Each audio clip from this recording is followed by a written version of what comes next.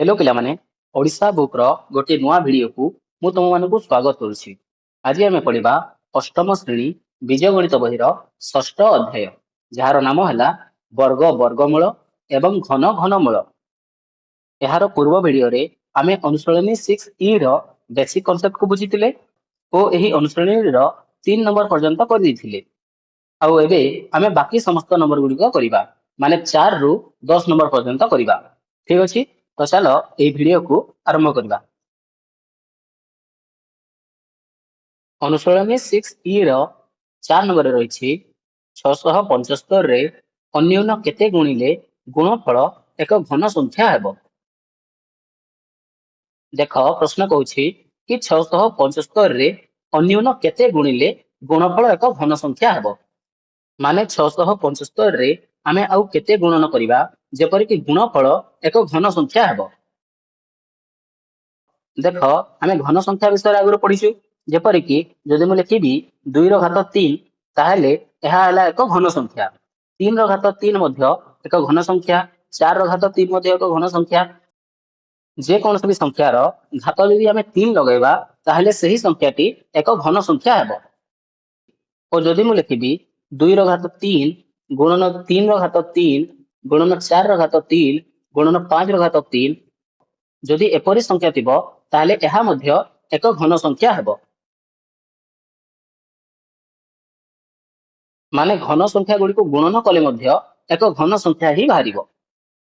किंतु जदि एठारे मु लिखिबी 2 रो घात 3 गुणन 3 रो घात 2 एही संख्या एक घन संख्या नुहे,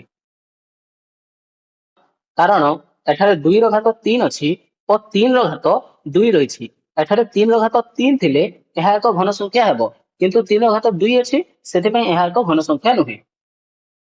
एहा बुझी गलो। तो तापर देखो एही 675 रे केते गुणिले एहा एक घन संख्या हेबो ताहा आमे बाहर करिबा। एहा को बाहर करबा पई आमे एही 675 रो मौलिक गुणनक बाहर करिबा।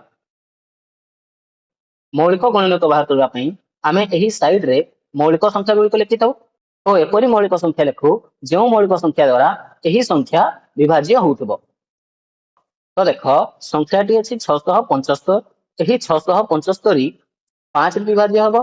तो मु साइड रे लिखली 5, 675 को 5 रे विभाज्य कले हबो 675 हरण 5, 5 के 5 1 7 5 3 15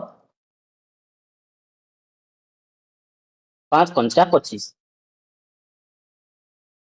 एहा बाहरी गला 135 135।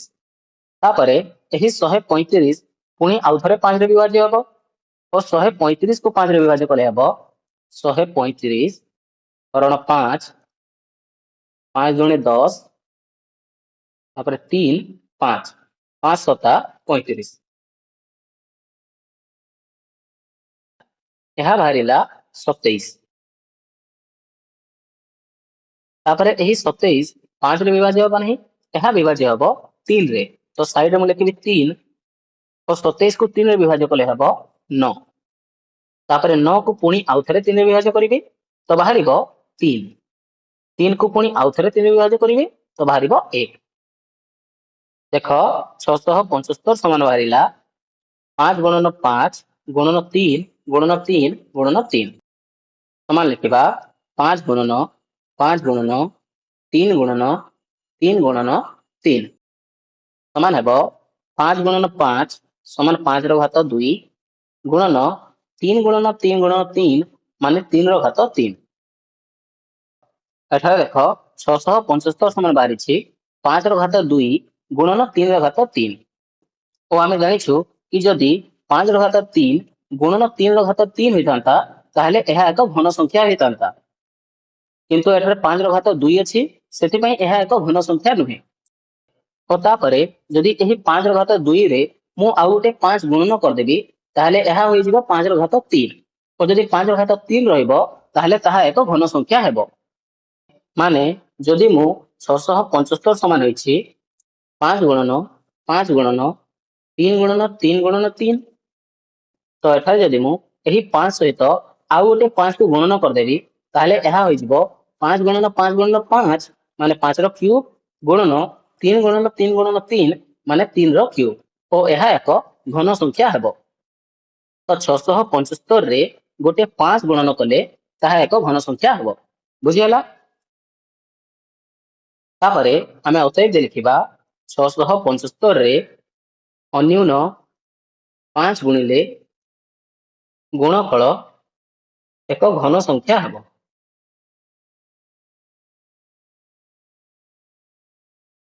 तापर चलो नेक्स्ट नंबर को करिबा। नेक्स्ट 5 नंबर अछि 8640 को अति कम रे केउ संख्या द्वारा भाग कले भागफल एक घन संख्या हेबो। देखो एठारे प्रश्न देछि कि 8640 को अति कम रे केउ संख्या द्वारा भाग कले। 4 नंबर हमको देथिला कि गोटे संख्या को केउ संख्या सहित गुणन कले गुणफल एक घन संख्या हेबो। किंतु एठारे 5 नंबर देछि कि एही संख्या को केउ संख्या द्वारा भाग कले माने हरण कले भागफल एक घन संख्या हेबो। एहाको करबा पई मध्य आमे एही 8640 रो मौलिक गुणनक प्रथमे बाहर करबा। 8640 8640 अछि एही संख्याटी 2 द्वारा विभाज्य हबो। तो 8640 को 2 रे विभाज्य कले हबो 4320। तापरे 4320 को पुणी आउथरे 2 रे विभाज्य करबा तो बाहरिबो 2160। 2160 भी 2 रे विभाज्य हबो तो याको 2 रे विभाज्य करबा तो बाहरिबो 1080। तापरे 1080 को 2 रे विभाज्य कले बाहरिबो 540। 540 को 2 रे विभाज्य कले बाहरिबो 270। 270 को 2 रे विभाज्य कले हबो 135। तापरे 135 को आमे विभाज्य करबा 5 रे तो बाहरिबो 27। 27 को पुणी विभाज्य करबा 3 रे तो बाहरिबो 9 और 9 को विभाज्य करबा 3 रे तो बाहरिबो 3। 3 को विभाज्य करबा 3 रे आ बाहरी जिवो 1। 8640 समान बाहरिला 2 गुणन 2 गुणन 2 गुणन 2 गुणन 2 गुणन 2 गुणन 5 गुणन 3 गुणन 3 गुणन 3। एठारे देखो 1 2 3 4 5 6 6 टी 2 अछि गोटे 5 अछि और 3 टी 3 अछि। देखिबा 8640 समान 2 गुणन 2 गुणन 2 गुणन 2 गुणन 2 गुणन 2 गुणन 5 गुणन 3 गुणन 3 गुणन 3 समान हबो 2 गुणन 2 गुणन 2 माने 2 रो घात 3 गुणन 2 गुणन 2 गुणन 2 2 रो घात 3 गुणन 5 गुणन 3 गुणन 3 गुणन 3 है 3 रो घात 3। देखो 8640 समान बाहरी 2 रो घात 3 गुणन 2 रो घात 3 गुणन 5 गुणन 3 रो घात 3। एठार देखो 2 रो घात 3 2 रो घात 3 और 3 रो घात 3 एही तीनोटी घात राशि रे घात 3 अछि किंतु एही 5 रे घात 3 नाही। तो जदि आमे 2 रो घात 3 गुणन 2 रो घात 3 गुणन 3 रो घात 3 लिखिबा ताहेले एही संख्याटी एक घन संख्या हेबो। किंतु एठारे एक्स्ट्रा गोटे 5 रही जाइछि सेति पई जदि आमे एही 8640 रु 5 को भाग कर दबा ताहेले एही 5 टी हटि जिवो और बाकी रहि जिवो 2 रो घात 3 गुणन 2 रो घात 3 गुणन 3 रो घात 3 और सही संख्याटी एक घन संख्या हेबो। यह किपरि हेबो देखो जदि मु 2 रो घात 3 गुणन 2 रो घात 3 गुणन 5 गुणन 3 रो घात 3 अछि याको हरण कर देबी 5 रे ताले एही ऊपर 5 और तळ 5 कटि जिवो और बाकी रहि जिवो 2 रो घात 3 गुणन 2 रो घात 3 गुणन 3 रो घात 3 और यह एक घन संख्या अटे। तो तापरे आमे अतएव लिखिबा 8640 को 5 द्वारा भाग कले भागफल एक घन संख्या हेबो। तापर चलो नेक्स्ट नंबर को करिबा। 6 ନମ୍ବରରେ ଅଛି ଏକ ସମଘନର ଏକ ଧାରର ଦୈର୍ଘ୍ୟ 15 ସେଣ୍ଟିମିଟର ହେଲେ ଏହାର ଆୟତନ କେତେ? ଏଠାରେ 6 ନମ୍ବରରେ ଦେଇଛି କି ଏକ ସମଘନର ଗୋଟିଏ ଧାରର ଦୈର୍ଘ୍ୟ 15 ସେଣ୍ଟିମିଟର। ଦେଖ ଏଠାରେ ଏକ ସମଘନ ଅଛି। ଏହି ସମଘନର ସମସ୍ତ ଧାର ଗୁଡିକ 15 ସେଣ୍ଟିମିଟର ଲେଖାଏଁ ଅଛି। ତାପରେ ଏହାର ଆୟତନ ଆମେ ବାହାର କରିବା। ଦେଖ ଏଠାରେ ଆମକୁ ଦେଇଛି ସମଘନର ଧାରର ଦୈର୍ଘ୍ୟ ସମାନ 15 ସେଣ୍ଟିମିଟର ଓ ତାପରେ ଆମକୁ ଏହାର ଆୟତନ ବାହାର କରିବାର ଅଛି। ଓ ସମଘନର ଆୟତନ ସୂତ୍ର ହେଲା ବାହୁ ଗୁଣନ ବାହୁ ଗୁଣନ ବାହୁ। ବାହୁ ଗୁଣନ ବାହୁ ଗୁଣନ ବାହୁ ସମାନ ହେବ ବାହୁ ଦେଇଛି 15 ସେଣ୍ଟିମିଟର ତ 15 ଗୁଣନ 15 ସମାନ ହେବ 15 ଗୁଣନ 15 ସମାନ 225 ଗୁଣନ 15 ସମାନ ହେବ 225 ଗୁଣନ 15 5 ପଞ୍ଚା 25 5 ଜଣେ 10 2 12 5 ଜଣେ 10 1 11 ତାପରେ 1 ଗୁଣନ 225 ସମାନ 225 5 5 2 7 3 3 3375 3375 ଦେଖ ଆୟତନରେ ଆମେ ବାହୁ ଗୁଣନ ବାହୁ କରିଛୁ ମାନେ ବାହୁର ଘନ ଆମେ ବାହାର କରିଛୁ। ତ ଏଠାରେ ଯେହେତୁ ଆମେ ଘନ ବାହାର କରିଛୁ ଓ ଏହି ଧାର ଗୁଡିକ ସେଣ୍ଟିମିଟରରେ ଅଛି ସେଥିପାଇଁ ଆମେ ଲେଖିବା ଘନ ସେଣ୍ଟିମିଟର। ଏହି ସମଘନର ଆୟତନ ବାହାରିଲା 3375 ଘନ ସେଣ୍ଟିମିଟର। ଅତଏବ ଲେଖିବା ଏହି ସମଘନର ଆୟତନ 3375 ଘନ ସେଣ୍ଟିମିଟର।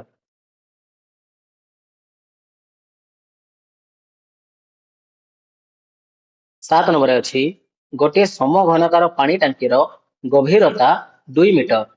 ଏଥିରୁ ଦୈନିକ 1000 ଲିଟର ପାଣି କାଢି ନିଆଗଲେ କେତେ ଦିନରେ ପାଣି ତକ ଶେଷ ହୋଇଯିବ? ଦେଖ ଏଠାରେ ପ୍ରଶ୍ନ ଦେଇଛି କି ଗୋଟିଏ ସମଘନକାର ପାଣି ଟାଙ୍କି ଅଛି ତାହାର ଗଭୀରତା 2 ମିଟର। ଏହି ସମଘନକୁ ଦେଖ ମନେକର ଏହା ଏକ ପାଣି ଟାଙ୍କି ତାହେଲେ ଏହି ପାଣି ଟାଙ୍କିର ଗଭୀରତା 2 ମିଟର ଅଛି ଓ ଏହାର ଗଭୀରତା ଦେଖ ଏହାର ଗୋଟିଏ ଧାର ହଉଛି ଓ ସମଘନର ସମସ୍ତ ଧାର ସମାନ ଥାନ୍ତି ସେଥିପାଇଁ ଏହି ସମଘନର ସମସ୍ତ ଧାର 2 ମିଟର ଲେଖାଏଁ ଅଛନ୍ତି। ତ ଆମେ ଲେଖିବା ଗୋଟିଏ ସମଘନାକାର ପାଣି ଟାଙ୍କିର ଗଭୀରତା ସମାନ ଧାର ସମାନ 2 ମିଟର। ତାପରେ କୁହାଯାଇଛି କି ଏଥିରୁ ଦୈନିକ 1000 ଲିଟର ପାଣି କାଢି ନିଆଗଲେ କେତେ ଦିନରେ ପାଣି ତକ ଶେଷ ହୋଇଯିବ? ଦେଖ ଏହି ପାଣି ଟାଙ୍କିରୁ ସବୁଦିନ ଯଦି ଆମେ 1000 ଲିଟର ଲେଖାଏଁ ପାଣି କାଢି ନେବା ତାହେଲେ ଏହି ପାଣି ଟାଙ୍କିର ପାଣି କେତେ ଦିନରେ ଶେଷ ହେବ? ଏହା ଜାଣିବା ପାଇଁ ପ୍ରଥମେ ଆମକୁ ଜାଣିବାକୁ ହେବ କି ଏହି ପାଣି ଟାଙ୍କିରେ କେତେ ଲିଟର ପାଣି ଧରେ। ଯଦି ଆମେ ଏହା ଜାଣିବା କି ଏହି ପାଣି ଟାଙ୍କିରେ କେତେ ଲିଟର ପାଣି ଧରେ ତାହେଲେ ଆମେ ଅତି ସହଜରେ ବାହାର କରିପାରିବା କି କେତେ ଦିନରେ ପାଣି ଯାକ ଶେଷ ହେବ। ଠିକ ଅଛି ଓ ତାହା ବାହାର କରିବା ପାଇଁ ଆମେ ପ୍ରଥମେ ଏହି ସମଘନର ଆୟତନ ବାହାର କରିବା। ଲେଖିବା ଆୟତନ ସମାନ ଧାର ଗୁଣନ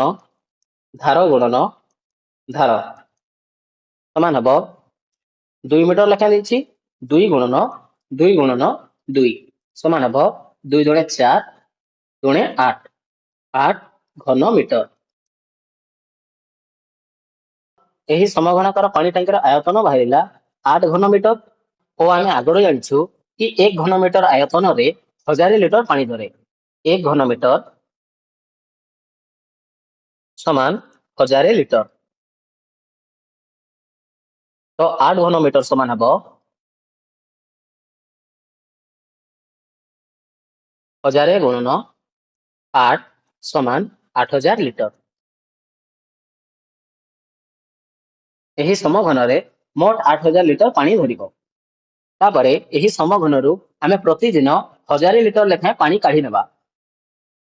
ଦେଖିବା ଏହି ସମଘନରୁ ପ୍ରତିଦିନ 1000 ଲିଟର ପାଣି କାଢି ନେବା। 8000 ଲିଟର କାଢିବା ପାଇଁ ଦିନ ଲାଗିବ ସମାନ 8000 ହରଣ 1000 ସମାନ ହେବ 8 ଦିନ। ତାପରେ ଅତଏବ ଦେଖିବା କି ଏହି ପାଣି ଟାଙ୍କିରୁ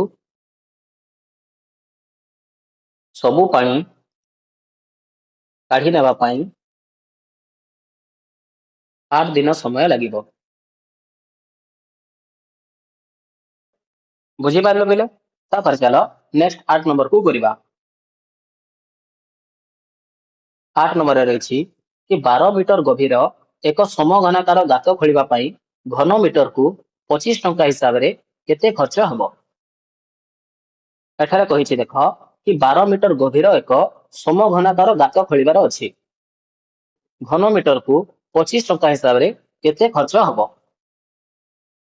ଦେଖ ଆମକୁ ଦେଇଛି କି ସମଘନର ଗଭୀରତା ମାନେ ଧାର ସମାନ 12 ମିଟର। ସମଘନର ଧାର ଦେଇଛି 12 ମିଟର। ଏପରି ଏକ ସମଘନ ତିଆରି କରିବା।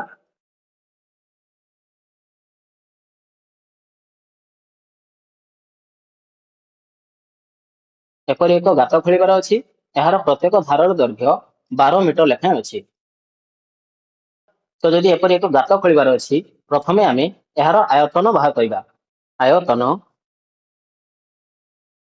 ସମାନ ହେବ 12 ଗୁଣନ 12 ଗୁଣନ 12 ସମାନ ହେବ 12 ଗୁଣନ 12 144 ଗୁଣନ 12 ସମାନ ହେବ 144 ଗୁଣନ 12 4 ଦୁणे 8 4 ଦୁणे 8 2 के 2 1 गुणन 144 144 8 8 4 12 4 2 6 1 7 1 1728 ତାପରେ ଘନ ମିଟର। ଏହି ସମଘନାକାର ଗାତର ଆୟତନ ବାହାରିଲା 1728 ଘନ ମିଟର। ତାପରେ ଦେଇଛି କି ଘନ ମିଟରକୁ 25 ଟଙ୍କା ହିସାବରେ କେତେ ଖର୍ଚ୍ଚ ହେବ? 1 ଘନ ମିଟର ସମାନ 25 ଟଙ୍କା। 1728 ଘନ ମିଟର ସମାନ 25 ଗୁଣନ 1728 ସମାନ ହେବ 1728 गुणन 25 8 पंचा 40 5 गुणे 10 4 14 5 सता 35 1 36 5 के 5 3 8 8 दुणे 16 2 दुणे 4 1 5 7 दुणे 14 1 2 के 2 1 3 शून्य शून्य 5 11 1 12 8 4 12 1 13 3 1 4 43,200 ଟଙ୍କା। ଅତଏବ 12 ମିଟର ଗଭୀର ଏକ ସମଘନାକାର ଗାତ ଖୋଳିବା ପାଇଁ ଘନ ମିଟରକୁ 25 ଟଙ୍କା ହିସାବରେ 43,200 ଟଙ୍କା ଖର୍ଚ୍ଚ ହେବ। ତାପରେ 9 ନମ୍ବରରେ ଅଛି 3 ର ଗୁଣିତକ ଯେକୌଣସି 5 ଗୋଟି ଗଣନ ସଂଖ୍ୟାର ଘନ ନିର୍ଣ୍ଣୟ କର ଏବଂ ଦର୍ଶାଅ ଯେ 3 ର ଗୁଣିତକ ଯେକୌଣସି ଗଣନ ସଂଖ୍ୟାର ଘନ 27 ର ଗୁଣିତକ ହେବ। ପ୍ରଶ୍ନରେ କହିଛି କି 3 ର ଗୁଣିତକ ଯେକୌଣସି 5 ଗୋଟି ଗଣନ ସଂଖ୍ୟାର ଘନ ନିର୍ଣ୍ଣୟ କର। ତ ଆମେ ପ୍ରଥମେ ଲେଖିବା 3 ର ଗୁଣିତକ ସମାନ 3 6 9 12 15, 18, 21, 24, 27, 30, 33 ଏହି ସମସ୍ତ ସଂଖ୍ୟା ଗୁଡ଼ିକ ହେଲେ 3 ର ଗୁଣିତକ। ତାପରେ କହିଛି କି ଏହି 3 ର ଗୁଣିତକ ମାନଙ୍କ ମଧ୍ୟରୁ ଯେକୌଣସି 5 ଗୋଟି ଗଣନ ସଂଖ୍ୟାର ଘନ ନିର୍ଣ୍ଣୟ କର। ତ ଆମେ ଏଠାରୁ 5 ଗୋଟି ସଂଖ୍ୟାର ଘନ ନିର୍ଣ୍ଣୟ କରିବା। 3 ର ଘନ ସମାନ 3 ଗୁଣନ 3 ଗୁଣନ 3 ସମାନ ହେବ 3 3 9 9 3 27। ତାପରେ 6 ର ଘନ ସମାନ 6 ଗୁଣନ 6 ଗୁଣନ 6 ସମାନ ହେବ 6 ଗୁଣନ 6 ସମାନ 36 ଗୁଣନ 6 ସମାନ ହେବ 36 ଗୁଣନ 6 6 ଛକ 36 6 3 18 3 21 216। ତାପରେ 9 ର ଘନ ସମାନ ହେବ 9 ଗୁଣନ 9 ଗୁଣନ 9 ସମାନ ହେବ 9 9 81 ଗୁଣନ 9 9 के 9 9 8 72 729। ତାପରେ 12 ର ଘନ ସମାନ 12 ଗୁଣନ 12 ଗୁଣନ 12 ସମାନ ହେବ 12 ଗୁଣନ 12 144 ଗୁଣନ 12 4 दुणे 8 4 दुणे 8 2 के 2 144 8 8 4 12 4 2 6 1 7 1 1728। ତାପରେ 15 ର ଘନ ସମାନ 15 ଗୁଣନ 15 ଗୁଣନ 15 ସମାନ ହେବ 15 ଗୁଣନ 15 225 ଗୁଣନ 15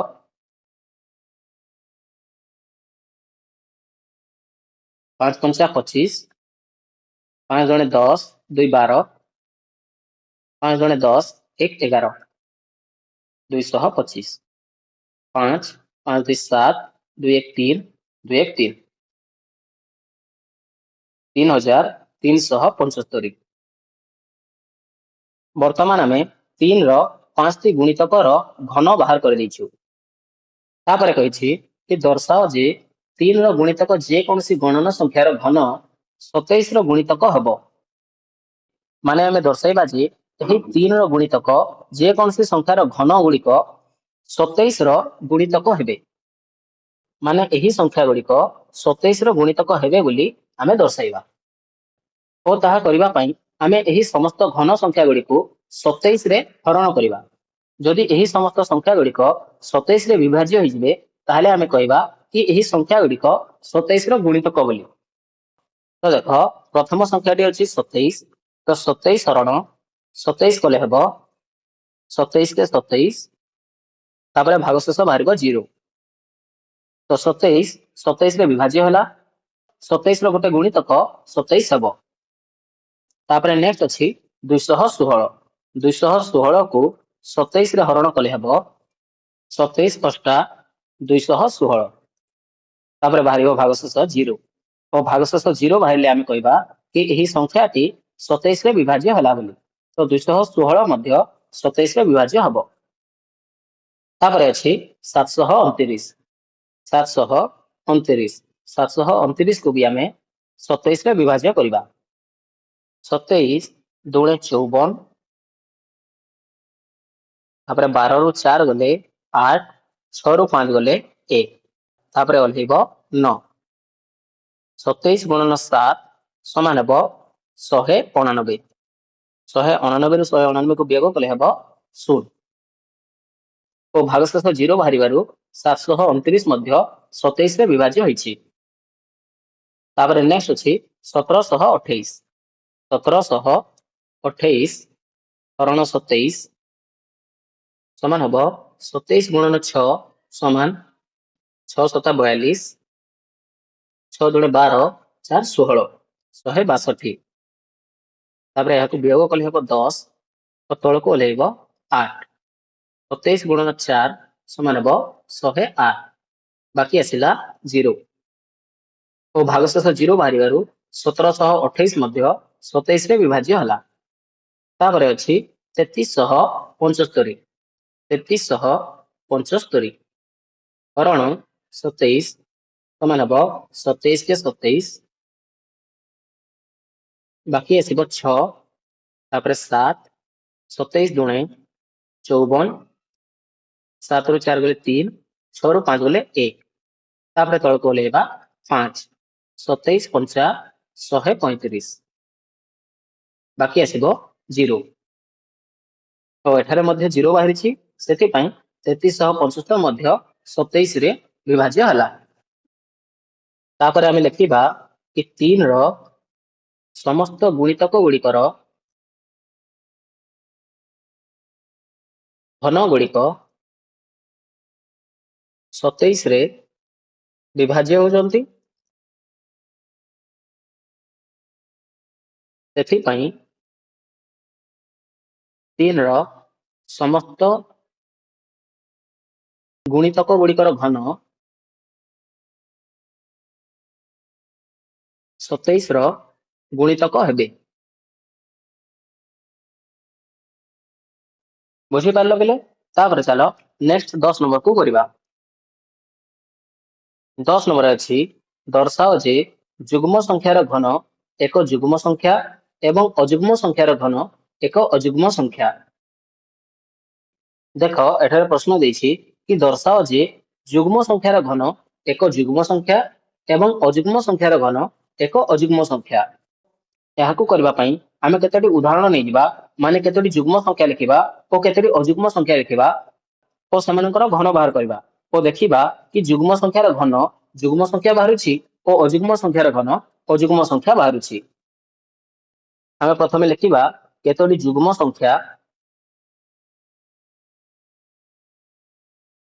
2 4 6 एवं केतोटी अजुग्म संख्या